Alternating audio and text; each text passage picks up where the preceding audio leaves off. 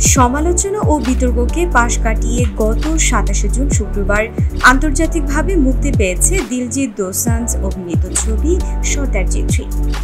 ভারতে মুক্তির আগে ছবিটি ঘিরে নানা বিতর্ক তৈরি হলেও পাকিস্তানের বক্স অফিসে ছবিটি অভাবনীয় সাড়া ফেলেছে। মুক্তির প্রথম দিনেই ছবিটি আয় করেছে প্রায় $5 লাখ, যা পাকিস্তানের মুক্তিপ্রাপ্ত ভারতীয় কিংবা পাঞ্জাবি ছবির ক্ষেত্রে বিরল সাফল্য।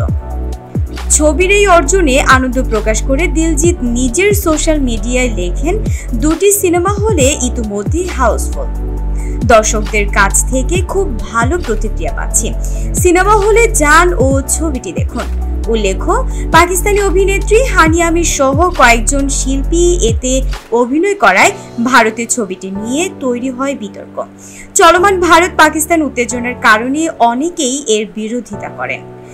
ভারতে মুক্তি নিয়ে অনিশ্চয়তা থাকলেও সর্দারজি 3 সীমান্তের ওপারে ব্যাপক জনপ্রিয়তা পেয়েছে। দর্শকদের ভালোবাসায় ভীষণ আনন্দিত দিলজিৎ নিজেও। তিনি এক সাক্ষাৎকারে বলেন, ভাষা আর সীমানা কখনোই ভালো গল্পকে আটকে রাখতে পারে না। এই সাফল্য আর অভিনয় ক্যারিয়ারের একটি নতুন মাইলফলক হিসেবে বিবেচিত হচ্ছে।